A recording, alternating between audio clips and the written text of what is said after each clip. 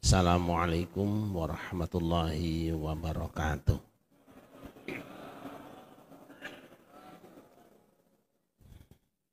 Alhamdulillahi haqqa hamdih.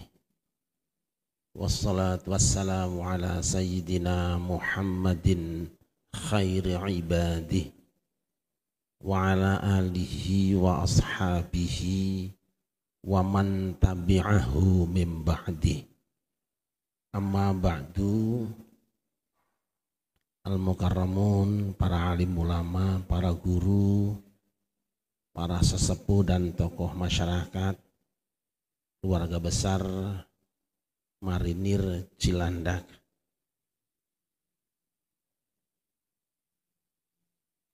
Alhamdulillah, dengan izin Allah malam ini saya kembali dapat sowan silaturahim dengan Bapak Ibu semua. Moga-moga kumpul kita dicatat sebagai ibadah di hadapan Allah Subhanahu wa ta'ala.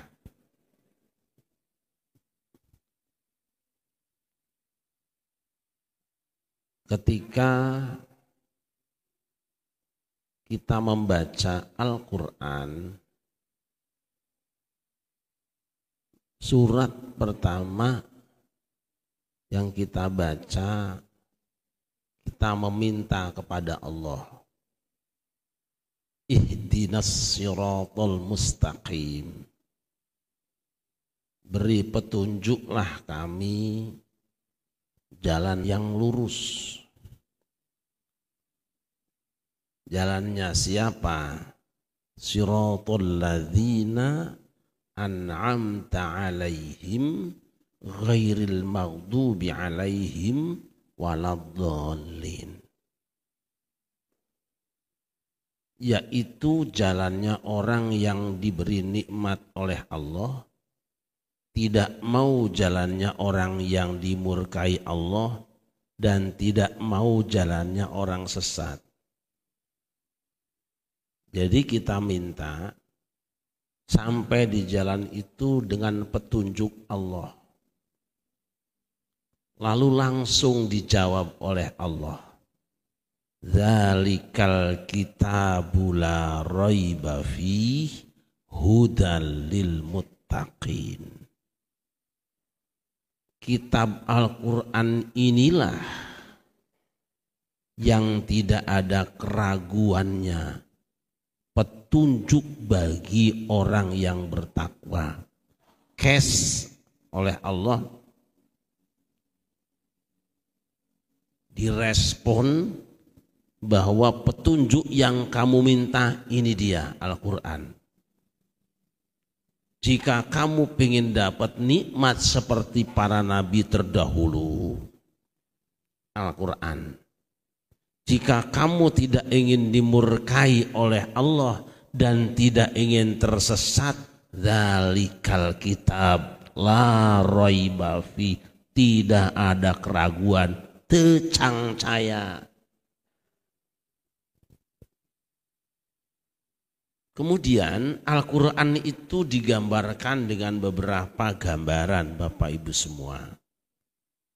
Pertama, kita membaca di dalam suratul Baqarah, alladzi ja'ala lakumul arda firasyaw was samaa'a binaa'a wa anzala minas samaa'i ma'an fa akhraja bihi minas thamarati rizqan lakum. Ada isyarat di situ bahwa Al-Quran itu seperti air hujan yang jatuh ke bumi, kemudian buminya itu subur, menumbuhkan pepohonan, menghasilkan buah-buahan, rizki yang dipersembahkan bagi kehidupan. Artinya apa?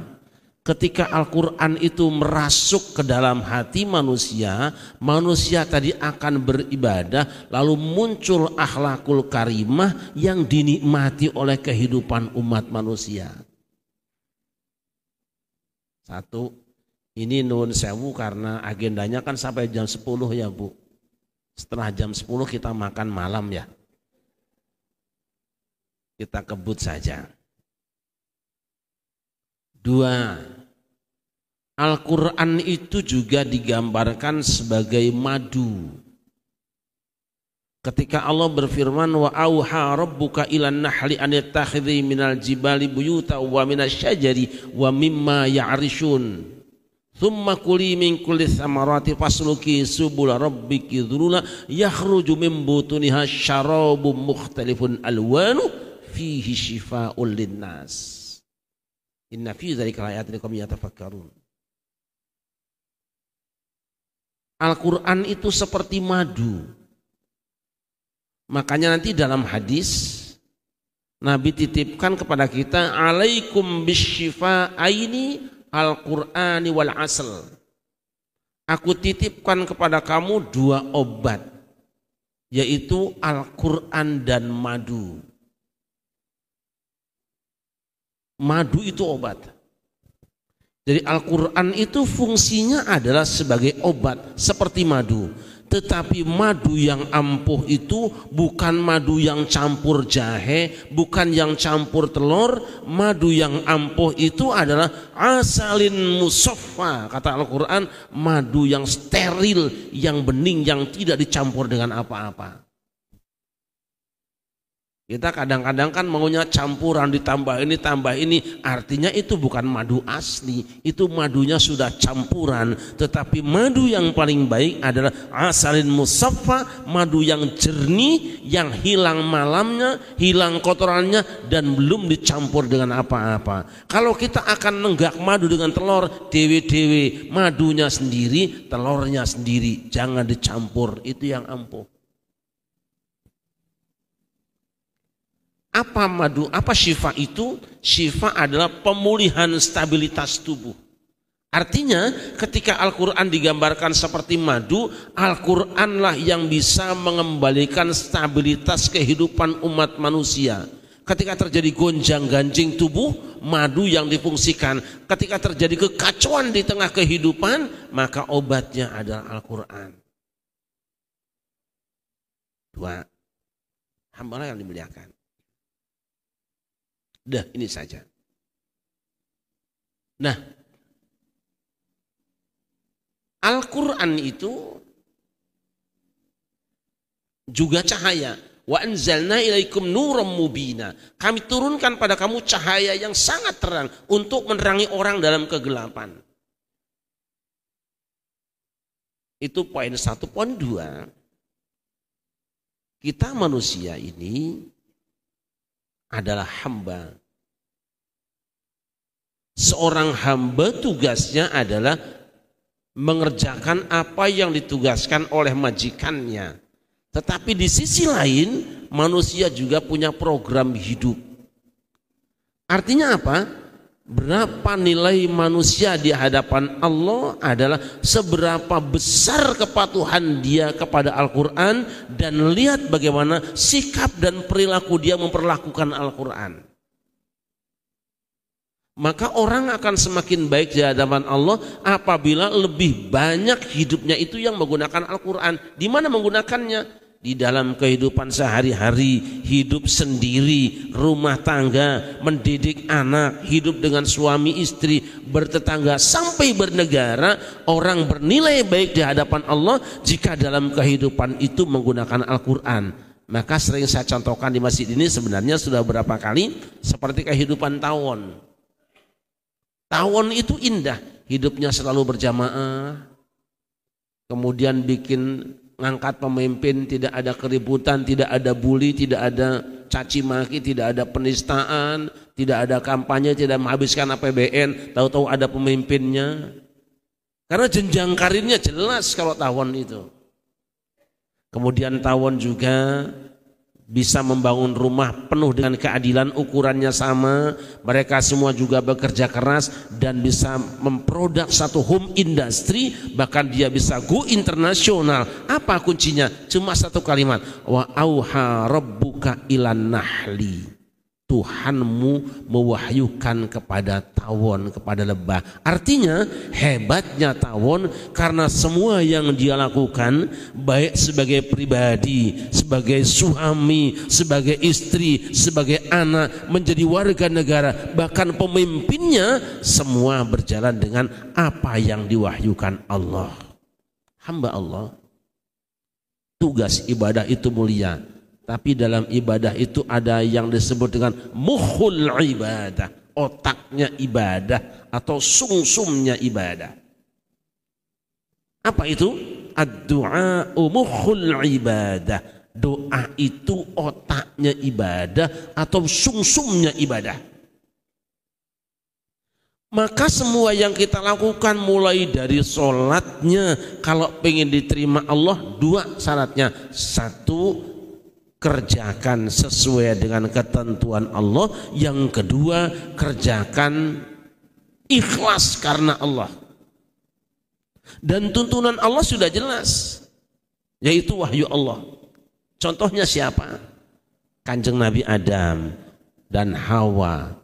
Ketika dia lupa dengan pesan Allah, malah manut dengan pesan setan, jatuh dia. Tetapi bangkit kembali, kata Allah, fatalaqa Adamu mir rabbihi kalimatin fataba alaihi. Kemudian Adam talaqi, menerima beberapa kalimat dari Tuhannya. Jadi yang menyebabkan Adam pulih kembali, stabil kembali ekonominya, rukun kembali rumah tangganya, karena ada kalimatin mir rabbihi, ada kalimat dari Tuhannya. Zikir, doa yang dibaca itu bukan ngarang sendiri, tapi mir rabbihi, dari Tuhannya.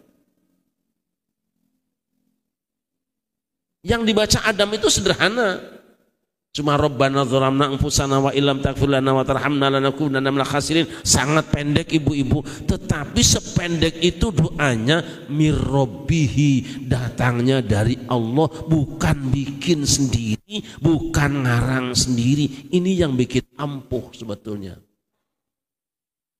Dan ketika ini diamalkan, apa janji Allah? Fa imma ya'tiyannakum minni hudan faman tabi'a hudaya fala khaufun 'alaihim wala hum yahzanun. Jika datang kepada kamu hai manusia hudan, petunjuk, bimbingan dariku, siapa saja orang yang ikut bimbinganku, nurut petunjukku, dia tidak akan pernah cemas menghadapi hari depan, dan tidak pernah bersedih dengan jatuhnya kesedihan yang telah terjadi. Artinya apa? Ketenangan jiwa. Ibu-ibu, membaca Al-Quran itu minimal tenang jiwa. Tadi sudah disampaikan, testimoni sebetulnya sudah sangat banyak, sudah ribuan yang menyampaikan. Ada seseorang yang tidak mau bicara, mestinya ditanya dulu, kira-kira nggak ada testimoninya, nggak usah kalau cuma cerita yang pendek-pendek, jadi kurang menarik gitu kan. Tapi sudah ada bukunya yang sudah kami tulis 5 tahun yang lalu, lebih kurang 101 testimoni. Bukan cuma di Indonesia, di luar pun sudah banyak yang menikmatinya. Alhamdulillah. Hamba Allah yang dimuliakan, kita tidak ingin mengatakan bahwa berdoa tidak boleh ngarang dengan bahasa sendiri. Monggo, boleh. Kita tidak ingin mengatakan bahwa doa tidak boleh dibuatkan orang, boleh. Tetapi setelah Rasulullah tidak ada syariat baru. Apa yang bukan syariat pada masa Rasulullah, bukan syariat pada masa kini, kecuali hal-hal yang bersifat ijtihadi sebagai pengembangan daripada nasus syariah. Boleh kita membaca doa apapun boleh, tetapi yang paling baik adalah doa yang original. Kalau tadi an'amta 'alaihim, orang yang diberi nikmat oleh Allah adalah para nabi, tentu nabi-nabi itu juga punya doa, dan doa nabi-nabi Allah sudah dicantumkan di dalam Al-Quran yang the bestnya. Nabi Adam ribuan kali jenis doa yang dia baca, tapi oleh Allah ambil satu doanya, Rabbana dzalamna anfusana. Seakan Allah mengatakan, jika engkau berhadapan dengan krisis rumah tangga, krisis ekonomi seperti yang dialami oleh nenek moyangmu Adam, ini loh sudah ku tinggalkan doamu, itu ada di dalam Al-Quran. Ketika Nabi Musa dikejar-kejar oleh Fir'aun, hampir kena, dia punya doa, dia baca, Rabbana tmis ala amrihim wastud ala qulubihim fala yu'minu hatta yarawul adzabal alim. Ya Allah, hancurkan ekonomi mereka, tutup hati mereka sehingga mereka tidak beriman sebelum menyaksikan siksa yang pedih. Ditenggelamkan Fir'aun, seakan Allah mengatakan, jika kamu dikejar-kejar oleh orang yang jahat, kamu ingin selamat, sudah kusiapkan doanya, dan itu ada di dalam Al-Quran. Nabi Yunus hidup dalam krisis yang sangat gelap, zulumat, kegelapan yang berlapis-lapis. Dia baca doa, la ilaha illa anta subhanaka inni kuntu minadh zalimin. Dijawab Allah, fastajabna lahu wa najjaynahu minal gham wa kadzalika nunjil mu'minin. Dia selamat dari perut ikan. Dia membaca la ilaha illa anta, seakan Allah mengatakan, jika kamu dalam kegelapan, sudah kusiapkan doanya, panggil aku dengan doa yang pernah dibaca oleh hambaku Nabi Yunus, kamu akan aku keluarkan dari kegelapan hidupmu. Nabi Ibrahim dikepung oleh api yang sangat besar, dia tidak punya kekuatan apa-apa, yang dia baca hasbunallah wa ni'mal wakil, diselamatkan. Apinya dingin, dia keluar dalam keadaan selamat, seakan Allah mengatakan, hei umat manusia, hei hamba-hambaku, jika kamu dikepung oleh musuh-musuhmu, lemah kekuatanmu, tidak yakin akan kemenanganmu, sempatkan kau minta padaku, baca doanya Nabi Ibrahim, niscaya kamu akan kuberikan kemenangan. Nabi Sulaiman dikenal sebagai nabi yang penakluk bangsa jin. Dia punya senjata yang sangat ampuh. Rabbighfirli wa habli mulkan la yanbaghi li 'adin min ba'di innaka antal wahhab. Dia kuasai bangsa jin. Begitu doa ini diamalkan oleh Rasulullah Muhammad sallallahu alaihi wasallam, beliau amalkan sedang sholat. Ketika Rasul sedang sholat, itu jin ifrit ganggu, gelibet-gelibet gitu loh bahasa kitanya. Kok kelebekan ganggu terus tuh. Nabi ingat doa Nabi Sulaiman, Rabbighfirli wa habli mulkan la yanbaghi li ahadin min ba'di innaka antal wahhab. Itu lemes jinnya, tangkap. Kata Nabi, kalau saja aku mau, jin itu kuikat sampai pagi buat mainan bocah-bocah Madinah. Ini hadis sahih riwayat Al-Bukhari. Begitu doanya sudah ampuh, urusan apapun, masalah apapun, Allah sudah siapkan doanya nabi-nabi yang ada di dalam Al-Quran. Kita tinggal klik saja, kita tinggal download saja, dan alhamdulillah doa-doa tadi sudah kami kumpulkan dalam kitab Munajat. Dari kitab Munajat itu adalah doa yang sudah teruji dan terbukti berada di dalam Al-Quran yang pernah diamalkan oleh para nabi. Tetapi keampuhan munajat itu akan hilang apabila kita membacanya ada rasa takabur dan ria bawahnya. Hamba Allah yang dimuliakan, alhamdulillah sudah ratusan ribu kitab munajat kita cetak.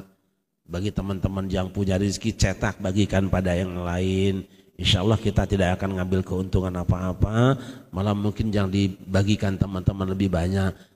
Cuma saya ingatkan, satu, karena munajat itu adalah Al-Quran, maka usahakan membacanya menggunakan kaidah tajwid yang sudah ditentukan sebagai kaidah cara membaca Al-Quran yang benar. Ini kalau imam-imam tadi ini sudah super semua. Tadi ada yang WA saya, nih kalau munajat imamnya kayak gini, ini meresep di hati, nikmat sekali. Saya bilang, lah iya, yang bacanya qori semua. Karena apa? Obat itu, saudara-saudara, bisa ampuh jika jelas dosisnya. Ini orang Jawa misalnya. Orang Jawa kalau mau ngobati sakit mata itu daun sirih. Tapi sirihnya yang garisnya putih. Itu cukup 1 lembar direndam pakai air panas, nanti airnya buat rambang. 1 lembar ampuh. Tapi kalau 2 lembar enggak kuat mata kita. Seperti itu. Ada orang yang flu minum obat sehari 3 sembuh dia. Ada tetangga saya flu, minumnya sekali 13. Alhamdulillah bablas. Pun Al-Quran. Huruf-huruf Al-Quran itu seperti daun-daun bahan obat kita. Kalau yang fasih itu artinya daun nomor 1. Tapi nanti ada yang hurufnya kurang fasih, itu bahannya KW itu. Ada yang zal dibaca zai, izaja, itu daunnya daun ya KW lah gitu bahannya itu. Kurang bagus lah. Nanti beda, tha, sin, shin, sod beda, zal, zai beda, zod itu beda lagi. Kadang-kadang sama ketukar keliru, itu namanya bikin jamu ketukar daun, harusnya daun sirih malah daun pisang seperti itu. Pun ukurannya, kita harus tahu dosisnya. Kalau 3 ya 3, 2, 2, 1 ya 1, lebih tidak baik. Begitulah tajwid. Biasanya kita kalau bikin jamu itu kan 1 siung, 1 iris, 1 senti, jangan lebih. Begitulah mad dalam Al-Quran. Ketika ada mad tabi'i, ada mad jaiz, mad wajib, mad lazim, ukurannya sudah ditetapkan dosisnya oleh Rasulullah, jangan ditambah, jangan dikurangi. Ini sekarang kadang-kadang koriknya saking bagusnya, saking panjang napasnya, mad arid disukun sampai 12 harokat. Biasanya bismillahnya, Bismillahirrahmanirrahim. Berapa itu? Itu kepanjangan, keracunan itu. Ada juga yang kependekan. Misalnya sholat. Mad lazim mutawal kilmi. Di dalam mad lazim itu biasanya ada angka 6 tengkurep. Ghairil maghdubi alaihim waladdallin. Lazim itu artinya apa? Ukurannya sama, panjangnya sama. Jangan pendek. Ini ada yang waladdallin. Oh enggak begitu, ini kurang obatnya, enggak ampuh. Satu, mari kita terus pelihara bacaannya dengan sebaik-baiknya. Bagi yang sudah baik, ajari teman kita supaya lebih baik. Bagi yang merasa masih kurang, jangan ragu-ragu. Ini imam kita ini sudah super, semua sudah selesai Qurannya ini. Ini sudah ukuran imam Masjidil Haram. Yang kedua, kadang-kadang kita baca Al-Quran fasih sannya, tapi fasik hatinya. Merasa lebih baik dari yang lain. Sekali kita baca munajat, maka kita harus merasa di hadapan Allah itu sangat rendah tawadhu dengan sesama. Dan nanti mohon maaf, biasanya kalau sudah mengamalkan munajat itu, karena memang doanya dimudahkan oleh Allah, suka banyak orang minta didoain, minta tolong, jangan jadi dukun lah. Sudah ada dewe-dewe tugasnya itu. Jangan buka praktek, pengumuman, siapa yang ingin didoakan, jangan. Karena doa kita munajat itu diminta atau tidak diminta, semua orang sudah kebagian. Monggo cari Bapak Ibu kitab doa yang seperti kitab munajat. Setelah Al-Fatihah, doa pertama apa? Rabbi ja'al hadza baladan amina. Ya Tuhanku, jadikan negeri ini negeri yang aman. Itu doa pertama setelah Al-Fatihah. Ketika orang sibuk minta rizki, minta anak saleh, minta jabatan yang tinggi, minta badan yang kuat, minta rizki yang berlimpah, minta dagang yang laris, tapi pengamal kitab munajat setelah Al-Fatihah mohon petunjuk kepada Allah, doa pertama adalah negeri tempat tinggal kita doakan, dan itu 2 kali. Luar biasa. Nanti biasanya seperti itu. Kalau sudah sering baca kitab munajat, tahu-tahu ada orang kesurupan minta ditolongin, nggak usah pakai syarat, bacain aja kitab munajat. Nanti ada orang yang agak misalnya sakit, ya minta tolong. Jangan merasa kita sudah langsung jadi dukun hebat, jangan. Tetap kita hamba Allah, bacakan saja air di munajat, di air, berikan minum dia. Lillahi ta'ala.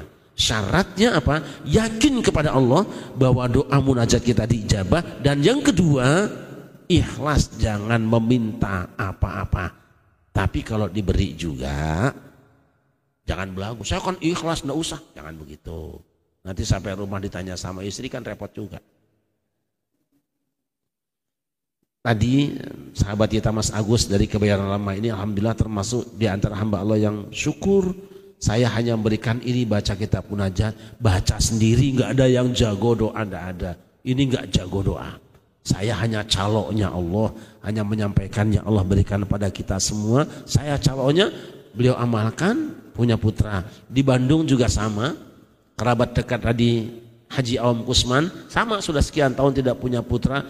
Amalkan saja munajat, tidak usah minta kepada saya, tetaplah kepada Allah mintanya, diijabah juga punya putra. Di Gresik juga ada, di Serpong juga ada. Semua itu karena apa? Karena kita yakin bahwa doa-doa yang ada di dalam Al-Quran adalah doa terbaik. Siapa saja yakin memintanya, insya Allah akan dimudahkan oleh Allah Subhanahu wa Ta'ala. Bapak Ibu semua, saya kira itu saja yang penting saya sampaikan malam ini.